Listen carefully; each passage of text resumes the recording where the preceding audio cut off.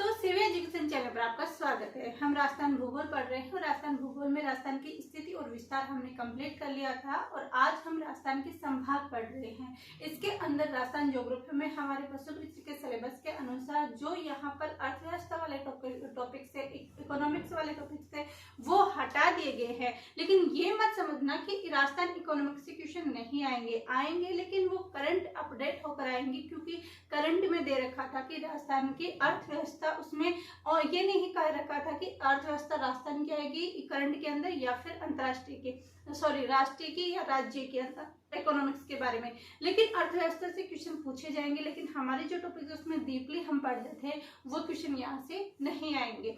साथ ही आज हम क्या पढ़ने वाले हैं, राजस्थान के संभाग पढ़ने वाले हैं। एक चैप्टर हमारा कंप्लीट हो गया, आज हम राजस्थान के संभाग पढ़ने वाले हैं। उधर हम एक क्लास राजस्थान हिस्ट्री के ले रहे हैं। हिस्ट्री के अंदर भी हमने प्रसिद्ध दरगाह पढ़ लिए है, छतरियाँ पढ़ ली है, हवेलियाँ पढ़ ली है।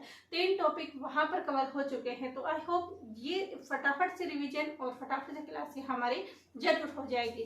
तो इसके अंदर आज हम राजस्थान भूगोल के अंदर ये संभाग देखेंगे। तो चलिए स्टार्ट करते हैं। तो हम राजस्थान की बात करें तो पहले हमारा राजस्थान नहीं नाम था, पहले इसे राजपूताना कहा गया था। कब इसे राजस्थान कहा गया, ये सब बातें हमने इसकी स्थिति और विस्तार के अंदर जान ली थी। अब बात ये आती है कि हमारे राजस्थान की स्थिति और विस्तार तो हमने पढ़ लिया, लेकिन इसके जिलों की संख्या भी तो होनी चाहिए, ताकि हम प्रशासनिक व्यवस्था, हमारी जो प्रशासन वहां पर चलाया जाए, वहां पर अच्छे से चलाया जा सके। क्योंकि ये प्रशासन व्यवस्था जैसे आज जिलों में व्यवस्थित है, संभागों में है, ग्राम पंचायत है और ये ग्राम परिषद है, विधानसभा है, ऐसे भी पहले ये क्षेत्र यहाँ पर ऐसे चलाए जाते थे, शासन चलाए जाते थे। लेकिन उन्हें ग्राम सभा ये सब नाम न देकर और उनको अलग अलग भागों के अंदर बांटकर पहले प्रशासनिक व्यवस्था चलाई जाती थी, लेकिन वो राज्य के अधीन होती थी। ठेकेदार वगैरह अपने अधीन कर लेते थे, लेकिन इतनी अच्छी प्रशासनिक व्यवस्था वहाँ पर सुधारी नहीं हो सकती थी, क्योंकि वहां पर गांव के ऊपर बनाया जाता था। गांव खुद ठगने में लगा रहता था। गांव को मिलकर जब उनकी पंचायत समिति बनाई जाती तो वो खुद ठगने के लगा जाते थे। तो राज्य के पास धन भी बहुत कम पहुंच पाता था और यहाँ पर तानाशाही भी ज्यादा होती थी। लेकिन अब जो हमारी प्रशासनिक व्यवस्था है वो एक दूसरे से जोड़ रखा है उनको, ताकि और एक दूसरे से जोड़ने से और फिर लास्ट में जाके हमारे राज्य में, और राज्य भी केंद्र के अधीन होकर कार्य करते हैं, जिससे क्या है कि हमारे तानाशाही नहीं होती और हमें अच्छे से प्रशासन व्यवस्था अच्छे से चला सकते हैं। तो इस वजह से हमारे यहाँ राजस्थान में विभिन्न संभाग बनाए जाए, ताकि प्रत्येक क्षेत्र के अच्छे से विकास हो सके। पर जिला बनाया गया ताकि प्रत्येक जो जहाँ घनी आबादी है उन क्षेत्रों का विकास अच्छे से नहीं हो पाता था, वहाँ का जो आधारभूत सुविधाएं हैं वो अच्छे से नहीं हो पाती।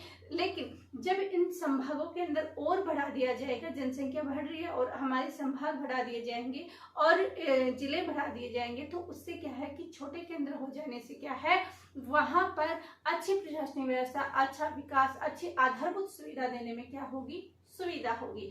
तो इस चक्कर से ही क्या कर रखा है इन्होंने, इन संभागों और इन जिलों के अंदर अलग अलग बनाया। कब, हमारे देश आजाद होने के बाद से ही ये प्रक्रिया स्टार्ट हो चुकी थी और ये अब तक भी चल रही है। और आगे भी जैसे भी इनको विकास की आधारभूत सुविधाएं कमजोर लगने लगेगी, वहीं पर ये क्या करेंगे, इनको वापस से करने लगेंगे और इनमें वापस से सृजन करेंगे।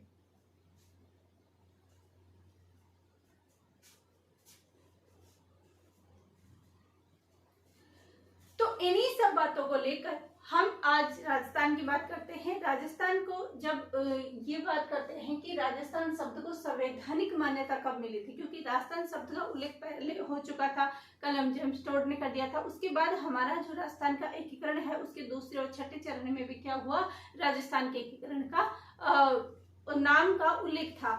अब बात करते हैं कि राजस्थान शब्द को संवैधानिक मान्यता कब मिली। शब्द ध्यान से पढ़ना है, लाइन ध्यान से पढ़ना है कि क्या है, राजस्थान शब्द को संवैधानिक मान्यता कब मिलती है। तो राजस्थान शब्द को जो संवैधानिक मान्यता मिलती है वो मिलती है 26 जनवरी 1950 को। कब मिलती है, 26 जनवरी 1950 को मिलती है। कितनी, 1950 को, 26 जनवरी 1950 को क्या मिलती है, राजस्थान शब्द को संवैधानिक मान्यता मिलती है। क्या मिलती है, राजस्थान शब्द को संवैधानिक मान्यता।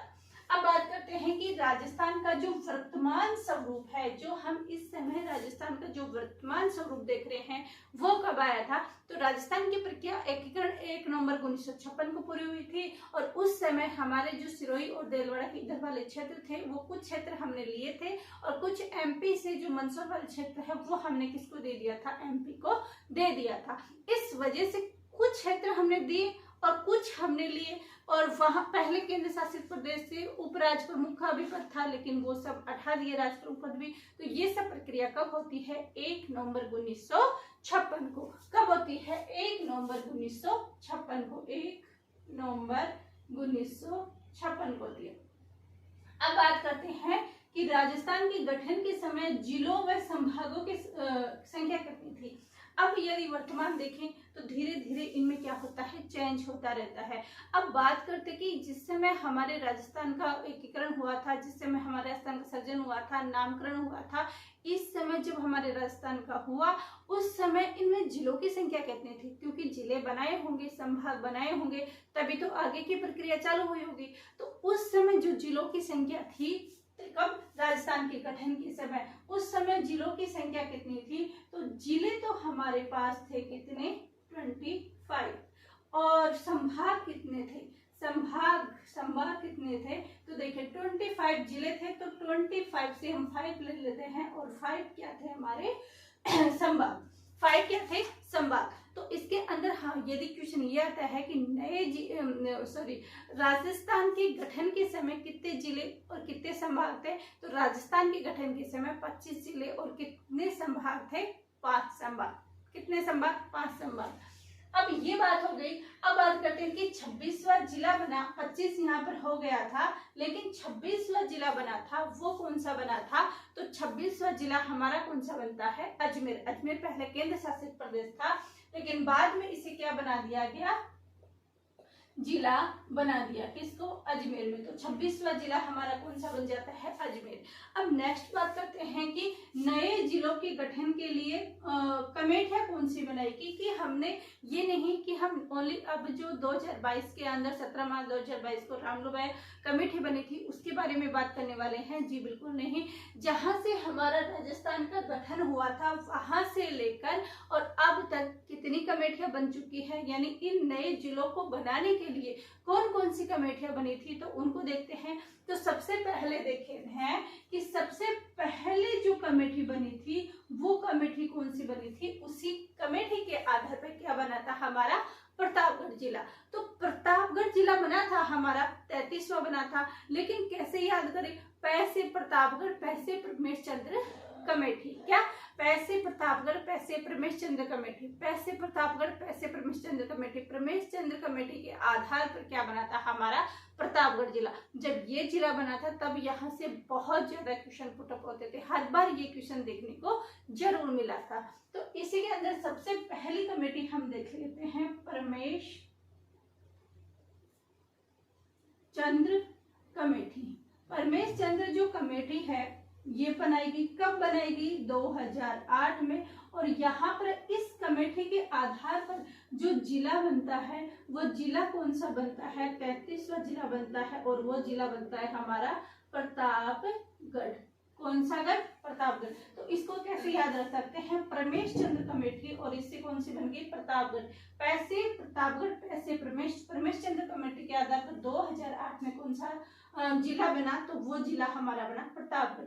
उसके बाद हम दूसरी कमेटी देखते हैं कि दूसरी कमेटी कौन सी आई थी, तो वो जो कमेटी आई थी वो आती है GS Sindhu committee, GS Sindhu committee. और ये कमेटी कब आती है, तो ये कमेटी 2011 में आती है। लेकिन इस कमेटी का कोई रोल नहीं था, इस आधार पर कोई जिले नहीं बनाए गए, क्योंकि ये जो प्रक्रिया 19 जिलों की ही थी ये पहले से चल रही थी, लेकिन पहले इस पर नहीं बनाई जा सकी। GS कमेटी ने, GS जो कमेटी थी उसने कोई सक्रिय कार्य नहीं किया। उसके बाद ये हमारी रामलुभाया कमेटी आती थी। तो इस समय कौन सी थी, GS सिंधु कमेटी,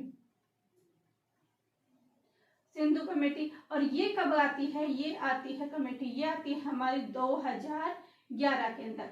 फिर जो थर्ड कमेटी आती है वो कौन सी आती है, वो आती है रामलुभाया कमेटी। राम लुभाया कमेटी कब आती है, तो आप याद रख सकते हो कि राम लुभाया कमेटी कब आई।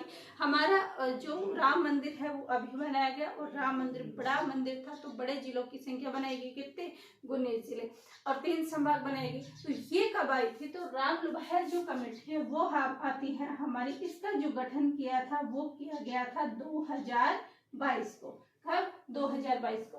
तो नए जिलों के आधार पर यदि कमेटियां पूछा जाए कि कौन कौन सी कमेटियां अब तक बनाई गई, ये क्वेश्चन है, या नए जिलों को कौन सी कमेटियां बनाई जा चुकी है, या फिर 19 जिलों के लिए कमेटी कौन सी बनाई गई है, तो 19 जिलों के लिए तो राम लुभाया आ जाएगी। नए जिलों के लिए या फिर जिले बनाने के लिए कौन सी कमेटी है, या तो प्रमेश चंद्र कमेटी, GS सिंधु कमेटी, और कौन सी आ जाएगी, ये हमारी राम लुभाया कमेटी।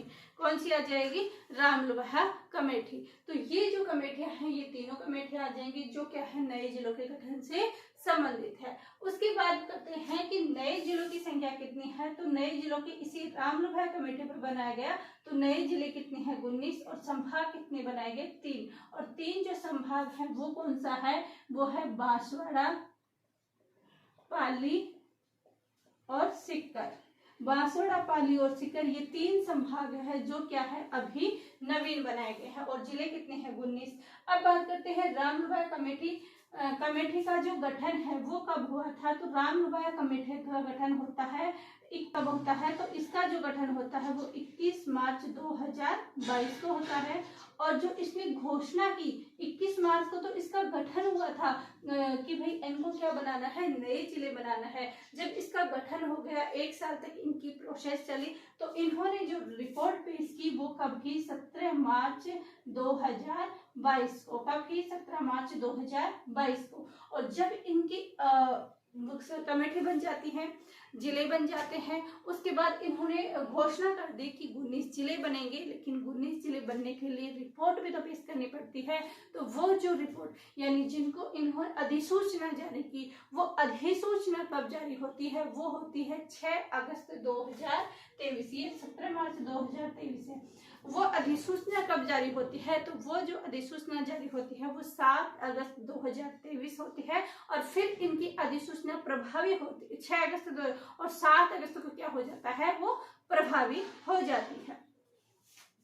तो इनकी जो अधिसूचना है वो 6 अगस्त 2023 को आती है। और ये अगर ये प्रभावी कब होती है, तो ये जो प्रभावी है वो 7 अगस्त 2023 को होती है। कब होती है, 7 अगस्त 2023 को। तो ये थे संभाग। और अब कितने संभाग हुए हैं, 10 जिले, 10 संभाग, 10 संभाग और 50 जिले हो चुके हैं।